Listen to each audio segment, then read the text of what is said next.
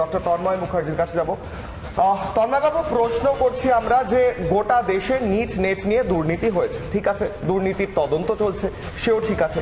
বঙ্গ বিজেপির ক্ষেত্রে বারবার আপনারা প্রশ্ন তোলেন এই রাজ্যের চাকরি প্রার্থী যারা বসেছিল তাদের পাশে দাঁড়ান, কিন্তু কিছুদিন ধরে দেখছি তাদের কথা কোথাও ধামাচাপা দিয়ে দেওয়ার চেষ্টা চলছে, কোথাও যেন তৃণমূল সরকারের তরফে। বিজেপি কি সেই ফাঁদে পা দিচ্ছে? আপনারা কি সত্যিই তাদের কথা আজকাল আর অতটা বলছেন না?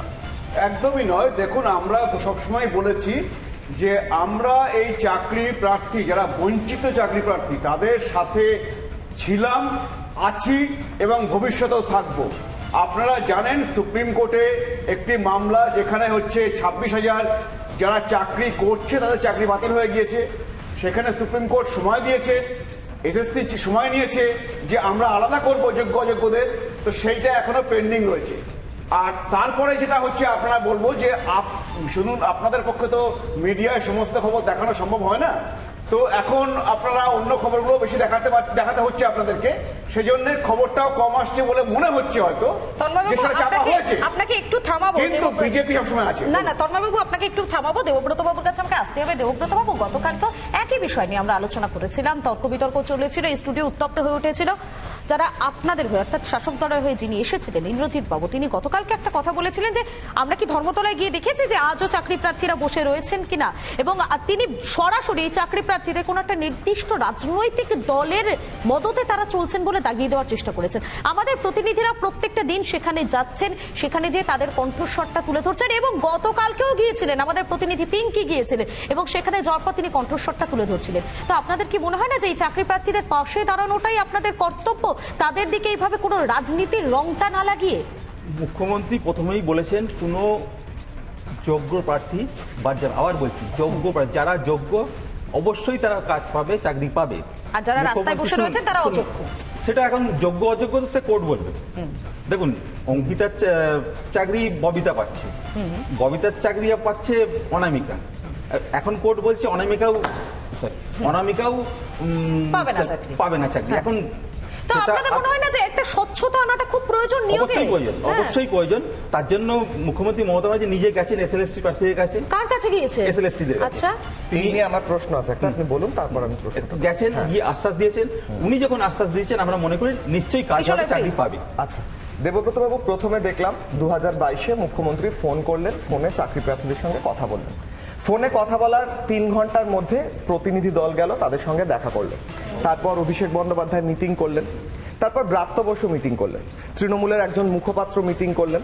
মিটিং এর পর মিটিং, একটা ওয়েব সিরিজ বেরিয়েছে। সেই ওয়েব সিরিজের একটা খুব পপুলার ডায়লগ আছে, और खेलो मीटिंग मीटिंग, খেলতে রহো মিটিং মিটিং, আলুয়া মিটিং মিটিং। এত মিটিং হচ্ছে, মিটিং এর পর নিট ফল তো শূন্য। নিটের কথা পরে আসবো, নিট ফল তো শূন্য। একজন মহাপুরুষ এসেছিলেন, তার নাম হচ্ছে অভিজিৎ গঙ্গোপাধ্যায়। আচ্ছা, তিনি ব্যাপারটাকে গুলিয়ে দিয়ে বললেন যদি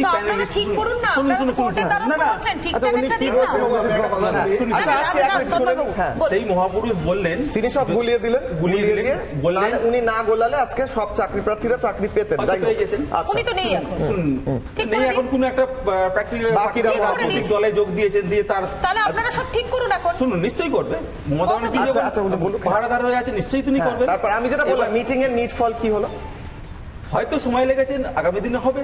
প্রায় 20টা মিটিং হয়েছে এখন পর্যন্ত, 2022 থেকে 2024। দেখুন, আশ্বাসটা দিয়েছে পশ্চিমবঙ্গের মুখ্যমন্ত্রী। হ্যাঁ, ঠিক আছে, নিশ্চয়ই উনি যখন দেখছেন অবশ্যই সেই কথাটাই বলছে যে রাজ্যের মুখ্যমন্ত্রী মিটিং করেছেন, মিটিং মিটিং মিটিং। আর কত মিটিং আপনারা বলবেন, আপনারা যতটুকু দেখান আমরা ততটুকু দেখি। বুঝলাম না আপনার কথাটা রাস্তায় বসে। ঠিক আছে, পরের জনের কাছে যাবে। আচ্ছা, একটা কথা বলি দেবব্রত বাবু, মিটিং হয়েছে অনেক, মিটিং প্রচুর হয়েছে, এটার কোনো সন্দেহ নেই। 2156 বছর যখন হবে তখন গিয়ে এই মিটিং এর ফল পাওয়া যাবে, কারণ আমরা দেখছি 20টা মিটিং হয়েছে, এখনো একজনও চাকরি পায়নি। আমি যাব বিক্রম বাহাদুর মন্ডলের কাছে যাব, সিপিআই নেতা। আপনাকেও আমার একই প্রশ্ন, যা প্রশ্ন আমি তন্ময় বাবুকে করেছিলাম, যে চাকরি প্রার্থীরা যেভাবে বারবার আন্দোলন করেছে আপনারাও পাশে থেকেছেন, এখন নিট নেট নিয়ে এত কথা চলছে। 1500 কিলোমিটার দূরে দিল্লি, এই আর কয়েক কিলোমিটার দূরে যে ধর্মতলায় যারা বসে আছে তাদের কথা কি আপনারা কোথাও ভুলে যাচ্ছেন, বা আপনাদের ভুলিয়ে দেওয়ার চেষ্টা হচ্ছে? না, বলবার কোনো জায়গা নেই। আমরা প্রথম থেকেই এই যে বঞ্চিত চাকরি প্রার্থীরা তাদের সঙ্গে ছিলাম। এখনো পর্যন্ত আছি। কিন্তু প্রথমে যে দুটো প্রশ্ন করলেন আপনি বিজেপিকে এবং তৃণমূলকে, সেখানে একটাই জিনিস যে চাকরির দুর্নীতিতে ওনারা পাশে আছেন কিনা। কথা হচ্ছে এটা যে যেই শুভেন্দু অধিকারী একটা সময় উনি তৃণমূলে ছিলেন, 2021-এর পরে উনি বিজেপি যোগদান করলেন এবং বিজেপি যোগদান করার পর থেকে উনি চাকরি প্রার্থীদের, এই বঞ্চিত চাকরি প্রার্থীদের পাশে গেলেন এবং বিজেপি বলছেন যে ওনার নেতৃত্বে ওই চাকরি হারাদের পাশে থাকবেন, যারা মেধার ভিত্তিতে চাকরি পাওয়ার যোগ্য ছিলেন, যারা চাকরি পায়নি তাদের পাশে থাকবে। কিন্তু পাশে থাকার নিয়মটা কি এটা যে 2017 থেকে শুরু করে পরবর্তী যতগুলো কেলেঙ্কারি ঘটেছে তখন তো শুভেন্দু অধিকারী তৃণমূলে ছিলেন। তাই একটাই কথা বলছি, আসলে বিজেপি এই রাজ্যের বঞ্চিত শিক্ষিত যারা মেধার ভিত্তিতে যাদের নিয়োগ হওয়ার দরকার ছিল তাদেরকে নিয়ে বারে বারে এরা ছিনিমিনি খেলেছে এবং পরবর্তীকালে নিয়েছে। এটাই হচ্ছে বামেদের সমস্যা। ওরা হচ্ছে বলবে আবার শুভেন্দু অধিকারী তৃণমূলে ছিলেন বলে তাকে তিনি হচ্ছে নাকি দোষী। তৃণমূলে তো শুভেন্দু অধিকারী ছাড়া আরো অনেকেই ছিল, তারা কি প্রত্যেকে জেলে আছে? তাদের কি প্রত্যেককে সিবিআই বলেছে যে তারা চাকরি বলবেন? পার্থ চ্যাটার্জি আছে, মানিক ভট্টাচার্য আছে, তৃণমূলের দুজন মন্ত্রী নয় আর দুজন বিধায়ক নয়। সুতরাং এখনো পর্যন্ত শুভেন্দু অধিকারীর নামে একটা কিচ্ছু পাওয়া যায়নি। যদি কথা বলবেন না, মাঝখানে কথা বলবেন না, আপনার কাছে যদি থাকে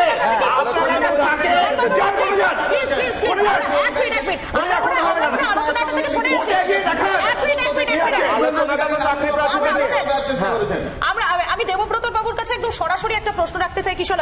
আমরা দেখতে পাচ্ছি যে একের পর এক দুর্নীতি সামনে আসছে।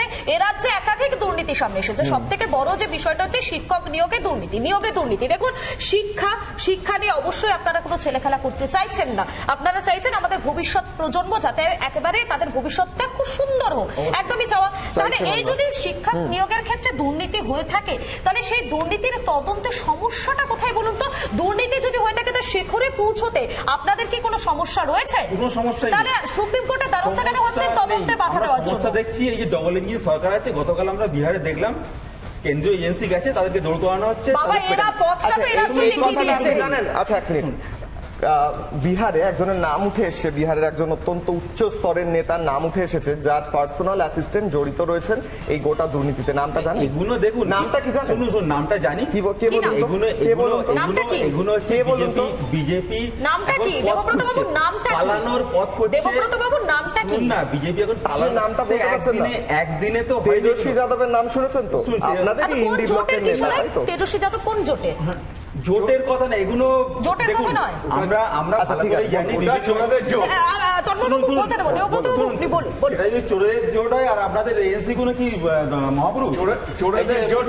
শোনো, লালু প্রসাদ যাদব কনভিক্টেড। হ্যাঁ, লালু প্রসাদ যাদব কনভিক্টেড, জেলে ছিল, তো তাকে কি চোর বলবে না?